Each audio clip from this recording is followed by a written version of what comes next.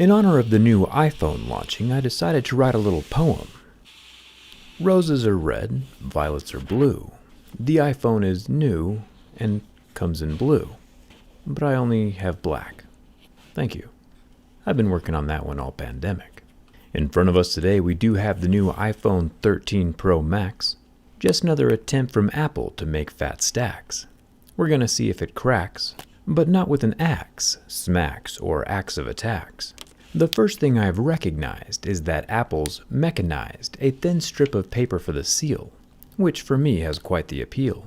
By removing the exterior polyethylene, to which the cardboard it previously clinged, Apple has eliminated 600 metric tons of plastic. To me, that's fantastic. Single-use plastics are trash in more ways than one, since to degrade takes 500 trips round the sun. I'm sure it's mostly a move that improves Apple's margins, but at least now we'll have less garbage filling up grandkids' gardens. Yeah, surprise, Apple did something that I hearted. It might be the last time, though.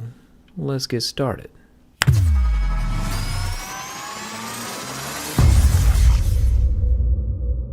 Another thing, besides the packaging including less plastic, is that there's still no charging brick in the box.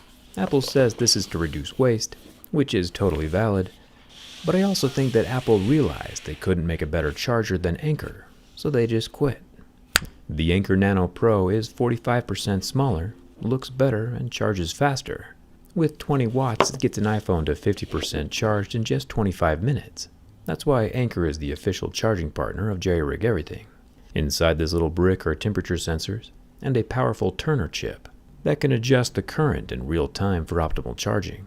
Anker's Power IQ 3.0 charging does work with other USB-C smartphones as well, so I'll leave a link down in the description if you need one for your own device. If you're thinking to yourself that, wow, this iPhone 13 looks just like the iPhone 12 and the 11, you're definitely not wrong. Apple probably noticed that people weren't upgrading when there was only an S next to the number, so they've changed to counting up with a whole number each year, even if the minor improvements are only letter S worthy. Can't blame them though, they are a business after all. And they've tapped into the human psyche better than any other business on the planet.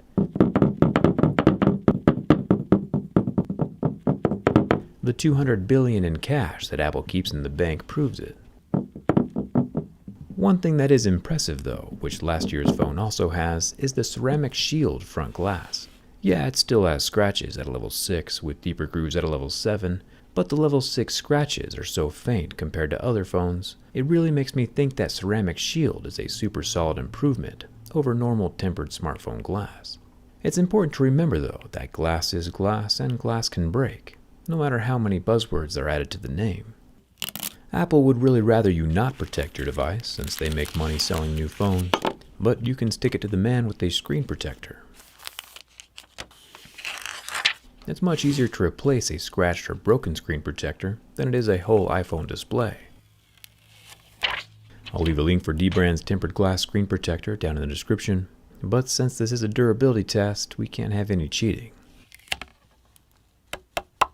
So I'll remove that screen protector I just put on.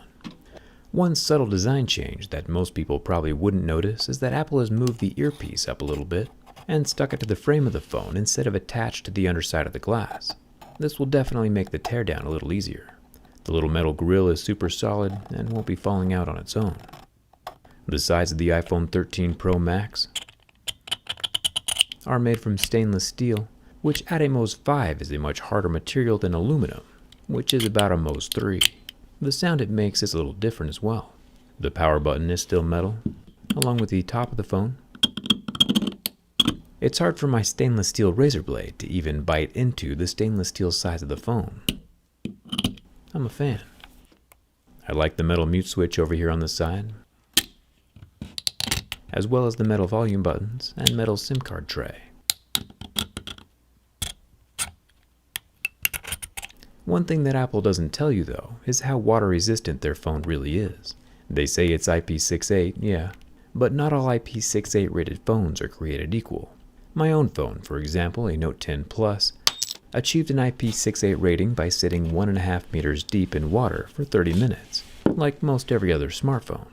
Apple, however, leveled up by putting their phone 6 meters deep for that same 30 minutes, 4 times the depth that smartphones regularly get tested at. Next level and pretty impressive. Of course, we still have the lightning port down here at the bottom, but thanks to new UK regulations, we should start seeing USB-C here pretty soon. The UK has now standardized cell phone ports across the board. I do like the textured back glass. And finally, the camera. Another thing that Apple has incrementally updated this year. I still think they should have just called this the iPhone 12s. The top camera is a 3x telephoto lens, which is 0.5 times more zoom than last year. Yeehaw! There is the 12 megapixel ultra-wide camera in the middle, and a 12 megapixel normal camera at the bottom. It does have a LiDAR scanner, which is pretty cool. One thing that's not cool, however, is that Apple is still bragging that they have sapphire crystal covering on their camera lenses. They've never really talked about this in real life, nor does it benefit them in any way to keep mentioning it on their spec page. 1, because it barely registers as sapphire, and 2, it's not pure as we've seen in my other video. And even more importantly, it has none of the protective properties that do come with pure sapphire. I accidentally started this test with a level 9, thinking it was 6, so let's just jump down to the wide angle. The regular wide angle camera lens clearly has scratches starting at level 6, 7, and 8. While we know from other sapphire screened phones, like the Kyocera Duraforce Ultra, that real sapphire doesn't start scratching until level 8. Apple either needs to ditch their sapphire claims or find a real sapphire supplier. Another thing that Apple doesn't mention very often, or probably should mention a little bit more, is that every Apple Store data center and operations facility are all carbon neutral. Apple has been using a small portion of their $200 billion cash reserve, about 3%, to invest in environmental projects around the world, restoring the rainforest and building green energy plants to counteract their entire carbon footprint. This is way cool, and I think every business should do this. And I don't want to sound indignant, but imagine what Apple could do with 4%, or even 10%. I don't know if Apple is saving up to buy the moon or what, since they are currently worth more than entire countries, like Canada, Italy, or Russia. I'm just not really sure what they're waiting for. The nice thing about this 6.7-inch 120Hz ceramic shield display is that for some reason it's not burning under the heat from my lighter, which lets me talk for a really long time. Even though my phone was undamaged by flame, keep in mind that I buy my own devices, so my mom doesn't care what I do with them. But if your mom just bought you a new iPhone, and you take a lighter to it, you might not be around to watch my next video. So leave the professional burning stuff to me. The oleophobic coating is probably evaporated. I would test the fingerprint scanner if there was one, but there's not, so let's move on to the bin test. Since the iPhone 6, Apple has really improved in the rigidity department. The apps are quivering a bit in anticipation, and if you listen closely, there are a few subtle creaks and groans as it gets bent, but no catastrophic damage. When bent from the front, we have no additional sounds, and the phone remains super solid on all 4 sides. Another solid device from Apple. We'll have to see how much larger that battery is during the teardown. Hit that subscribe button so you don't miss it. This iPhone 13 Pro Max survives my durability test. How often do you replace your own phone? Let me know down in the comments. If you need protection for your device or a charging brick from Anchor, I'll leave those links down in the description. Come hang out with me on Instagram and Twitter, and thanks a ton for watching. I'll see you around.